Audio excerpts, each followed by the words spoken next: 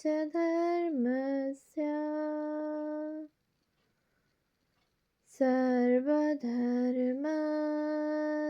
सर्वधर्मस्वरूपिणे अवतार वरिष्ठाय रामकृष्णाय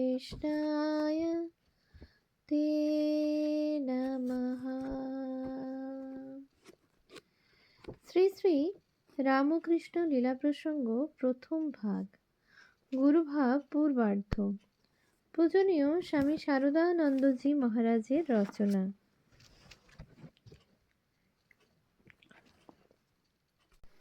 পৃষ্ঠা সংখ্যা 56। শ্রী রামকৃষ্ণের গুরুভাব। ওই বিরাট আমিত্বেরই নাম ভাবমুখ, কারণ সংসারের সকল প্রকার ভাবই উহাকে আশ্রয় করিয়া উদয় হইতেছে। নির্গুণ ও সগুণের মধ্যস্থলে এইরূপে যে বিরাট আমিত্বটা বর্তমান, উহাই ভাবমুখ, কারণ উহা থাকাতেই বিরাট মনে অনন্ত ভাবের স্ফুরণ হইতেছে। এই বিরাট আমি জগজ্জননীর আমিত্ব বা ঈশ্বরের আমিত্ব। এই বিরাট আমিত্বের স্বরূপ বর্ণনা করতে যাইয়াই গৌড়ীয় বৈষ্ণবাচার্যগণ বলিয়াছেন, অচিন্ত্য ভেদাভেদ স্বরূপ জ্যোতির্ঘন মূর্তি ভগবান শ্রীকৃষ্ণ। ঠাকুরের আমিত্বজ্ঞানের যখন একেবারে লোপ হইতেছিল, তখন এই বিরাট আমিত্বের গণ্ডির পারে অবস্থিত জগদম্বার নির্গুণ ভাবে অবস্থান করিতেছিলেন। তখন ওই বিরাট আমি ও তাহার অনন্ত ভাব ও তরঙ্গ, যাহাকে আমরা জগৎ বলিতেছি, তাহার কিছুরই অস্তিত্ব অনুভব হইতেছিল না। পূর্ণ নির্বিকল্প এবং ঈষৎ সবিকল্প বা ভাবমুখ অবস্থায় ঠাকুরের অনুভব ও দর্শন। আর যখন ঠাকুরের আমি জ্ঞানের ঈষৎ উন্মেষ হইতেছিল, তখন তিনি দেখিতেছিলেন শ্রী শ্রী জগদম্বার নির্গুণ ভাবের সহিত সংযুক্ত এই সগুণ বিরাট আমি ও তদ অন্তর্গত ভাব তরঙ্গ সমূহ, অথবা নির্গুণ ভাবে উঠিবা মাত্র সঙ্গে সঙ্গে ঠাকুরের অনুভবে ও একমেবাদ্বিতীয়মের ভিতর স্বগত ভেদের অস্তিত্ব লোপ হইতেছিল। আর ওই সগুণ বিরাট আমিত্বের যখন বোধ করিতেছিলেন, তখন দেখিতেছিলেন যিনি ব্রহ্ম তিনিই শক্তি, যে নির্গুণ সেই সগুণ, যে পুরুষ সেই প্রকৃতি, যে সাপ স্থির ছিল সেই এখন চলিতেছে, অথবা যিনি স্বরূপে নির্গুণ তিনিই আবার লীলায় সগুণ। শ্রী শ্রী জগদম্বার এই নির্গুণ সগুণ উভয় ভাবে জড়িত স্বরূপের পূর্ণ দর্শন পাইবার পর ঠাকুর আদেশ পাইলেন, ভাব মুখে থাক, অর্থাৎ আমিত্বের একেবারে লোপ করিয়া নির্গুণভাবে অবস্থান করিও না। কিন্তু যাহা হইতে যত প্রকার বিশ্বভাবের উৎপত্তি হইতেছে, সেই বিরাট আমি তুমি, তাহার ইচ্ছাই তোমার ইচ্ছা, তাহার কার্যই তোমার কার্য। এই ভাবটি ঠিক ঠিক সর্বদা প্রত্যক্ষ অনুভব করিয়া জীবনযাপন করো ও লোককল্যাণ সাধন করো। ভাবমুখে থাক কথার অর্থ। অতএব ভাবমুখে থাকার অর্থই হইতেছে মনে সর্বতোভাবে সকল সময় সকল অবস্থায় দেখা, ধারণা বা বোধ করা যে আমি সেই বড় আমি বা পাকা আমি। ভাবমুখ অবস্থায় পৌঁছিলে আমি অমুকের সন্তান, অমুকের পিতা, ব্রাহ্মণ বা শূদ্র ইত্যাদি সমস্ত কথা একেবারে মন হইতে ধুইয়া পুছিয়া যায়, এবং আমি সেই বিশ্বব্যাপী আমি, এই কথাটি সর্বদা মনে অনুভব হয়। ঠাকুর তাই আমাদের বারবার শিক্ষা দিতেন, ওগো অমুকের ছেলে আমি, অমুকের বাপ আমি, ব্রাহ্মণ আমি, শূদ্র আমি, পণ্ডিত আমি, ধনী আমি, এসব হচ্ছে কাঁচা আমি, ওতে বন্ধন নিয়ে আসে। ওসব ছেড়ে মনে করবে তাঁর ভগবানের দাস আমি, তার ভক্ত আমি, তার সন্তান আমি, তার অংশ আমি, এই ভাবটি মনে পাকা করে রাখবে। অথবা বলিতেন, ওরে, অদ্বৈত জ্ঞান আঁচলে বেঁধে যা ইচ্ছা তা করো। সাধকের আধ্যাত্মিক উন্নতিতে দ্বৈত, বিশিষ্টাদ্বৈত ও অদ্বৈত ভাব পরপর আসিয়া উপস্থিত হয়। পাঠক হয়তো বলিবে, ঠাকুর কি তবে ঠিক ঠিক অদ্বৈতবাদী ছিলেন না?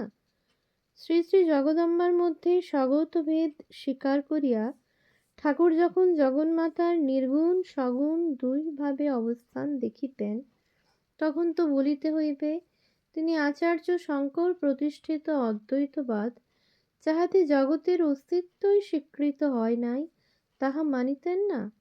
তাহা নহে, ঠাকুর অদ্বৈত, বিশিষ্টাদ্বৈত ও দ্বৈত সকল ভাব বা মতই মানিতেন। তবে বলিতেন, ওই তিন প্রকার মত মানব মনের উন্নতির অবস্থানুযায়ী পর পর আসিয়া উপস্থিত হয়। এক অবস্থায় দ্বৈত ভাব আসে, তখন অপর দুই ভাবই মিথ্যা বলিয়া বোধ হয়। ধর্মোন্নতির উচ্চতর সোপানে উঠিয়া অপর অবস্থায় বিশিষ্টাদ্বৈত বাদ আসে, তখন নিত্য নির্গুণ বস্তু লীলায় সতত সগুণ হইয়া রহিয়াছেন এই রূপ বোধ হয়। তখন দ্বৈতবাদ তো মিথ্যা বোধ হয়ই। আবার অদ্বৈতবাদে যে সত্য নিহিত আছে তাহাও মনে উপলব্ধি হয় না। আর মানব যখন ধর্মোন্নতির শেষ সীমায় সাধন সহায়ে উপস্থিত হয়, তখন শ্রী শ্রী জগদম্বার নির্গুণ রূপেই কেবলমাত্র উপলব্ধি করিয়া তাহাতে অদ্বৈত ভাবে অবস্থান করে। মহাজ্ঞানী হনুমানের ওই বিষয়ক কথা। তখন আমি তুমি, জীব জগৎ, ভক্তি মুক্তি, পাপ পুণ্য, ধর্মাধর্ম সব একাকার। এই প্রসঙ্গে ঠাকুর দাস্যভাবের উজ্জ্বল নিদর্শন মহাজ্ঞানী হনুমানের ওই বিষয়ের উপলব্ধিটি দৃষ্টান্ত রূপে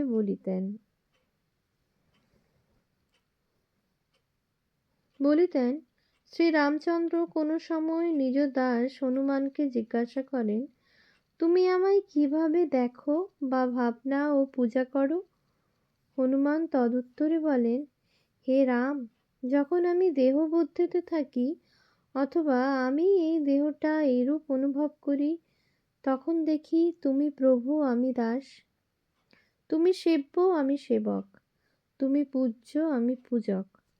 যখন আমি মন, বুদ্ধি ও আত্মা বিশিষ্ট জীবাত্মা বলিয়া আপনাকে বোধ করিতে থাকি, তখন দেখি তুমি পূর্ণ, আমি অংশ।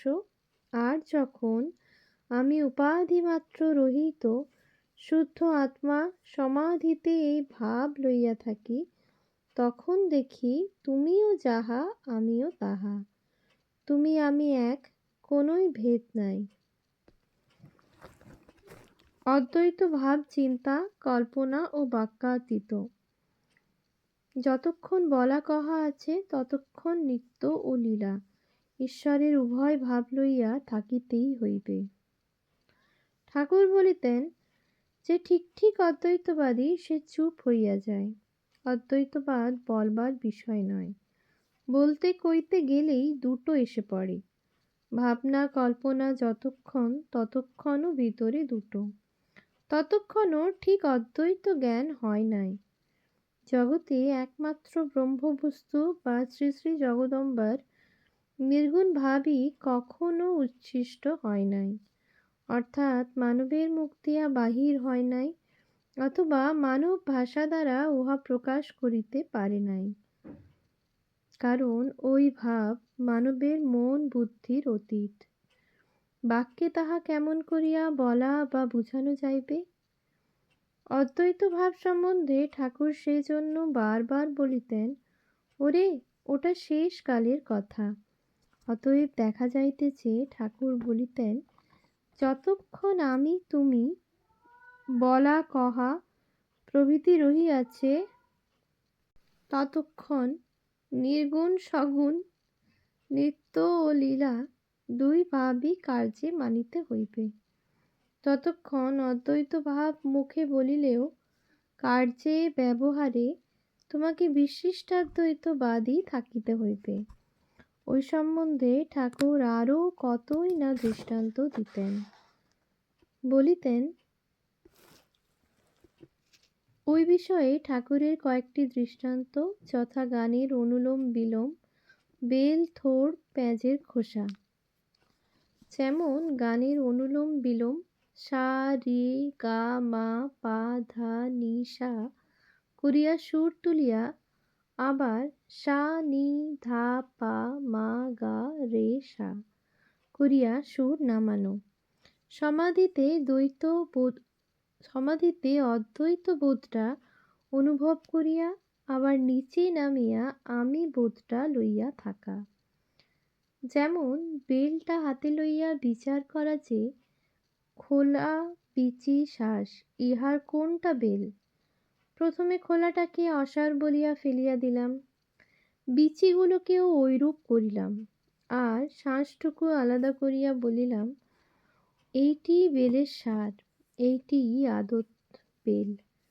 তারপর আবার বিচার আসিল যে যাহারি শ্বাস তাহারি খোলা ও বিচি, খোলা বিচি ও শ্বাস সব একত্র করিয়াই বেলটা। সেই রকম নিত্য ঈশ্বরকে প্রত্যক্ষ করিয়া তারপর বিচার, যে নিত্য সেই লীলায় জগৎ। যেমন থোড়খানার খোলা ছাড়াতে ছাড়াতে মাঝটায় পৌঁছলুম, আর সেটাকেই ছাড় ভাবলুম। তারপর বিচার এলো, খোলেরই মাঝ, মাঝেরই খোল, দুই জড়িয়েই থোড়টা। যেমন পেঁয়াজটা খোসা ছাড়াতে ছাড়াতে আর কিছুই থাকে না, সেই রকম কোনটা আমি বিচার করে দেখতে গিয়ে শরীরটা নয়, মনটা নয়, বুদ্ধিটা নয়, সব ছাড়াতে ছাড়াতে গিয়ে দেখা যায় আমি বলে একটা আলাদা কিছুই নাই, সবই তিনি তিনি তিনি ঈশ্বর। যেমন গঙ্গার খানিকটা জল বেড়া দিয়ে ঘিরে বলা, এটা আমার গঙ্গা। যাক, এখন ও সকল কথা আমরা পূর্ব কথার অনুসরণ করি।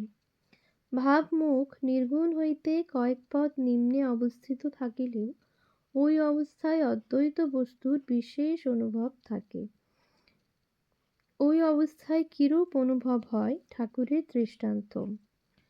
ভাবমুখে থাকিয়া যখন বিশ্বব্যাপী আমিত্বের ঠিক ঠিক অনুভব হইত, তখন এক হইতে বহুর বিকাশ দেখিয়া ঠাকুর শ্রী শ্রী জগদম্বার নির্গুণ ভাব হইতে কয়েক পদ নিচে বিদ্যামায়ার রাজ্যে যে বিচরণ করিতেন, এ কথা আর বলিতে হইবে না। কিন্তু সে রাজ্যেও একের বিকাশ ও অনুভব এত অধিক যে এই ব্রহ্মাণ্ডে যে যাহা করিতেছে, ভাবিতেছে, বলিতেছে, সে সকলই আমি করিতেছি, ভাবিতেছি, বলিতেছি বলিয়া ঠাকুরের ঠিক ঠিক মনে হইত। এই অবস্থার অল্প বা আভাস মাত্র অনুভবও অতি অদ্ভুত। ঠাকুর বলিয়াছিলেন, একদিন ঘাসের উপর দিয়া একজন চলিয়া যাইতেছে, আর তাহার বুকে বিষম আঘাত লাগিতেছে, যেন তাহার বুকের উপর দিয়াই সে যাইতেছে। বাস্তবিকই তখন তাহার বুকে রক্ত জমিয়া কালো দাগ হইয়া তিনি বেদনায় ছটপট করিয়াছিলেন। বিদ্যামায়ার রাজ্যে আরও নিম্নস্তরে নামিলে তবে ঈশ্বরের দাস, ভক্ত, সন্তান বা অংশ আমি, এইরূপ অনুভব হয়।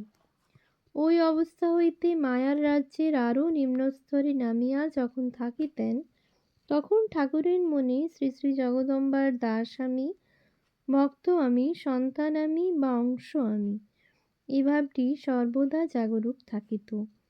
উহা হইতেও নিম্নে অবিদ্যা মায়ার বা কাম, ক্রোধ, লোভ, মোহাদির রাজত্ব।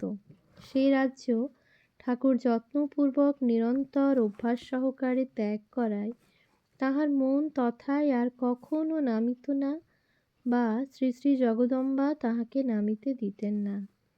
ঠাকুর যেমন বলিতেন, যে মার উপর একান্ত নির্ভর করেছে, মা তার পা বেতালে পড়তে দেন না। ওম শান্তি শান্তি শান্তিঃ। হরিঃ ওম তৎসৎ। শ্রীরামকৃষ্ণার্পণমস্তু।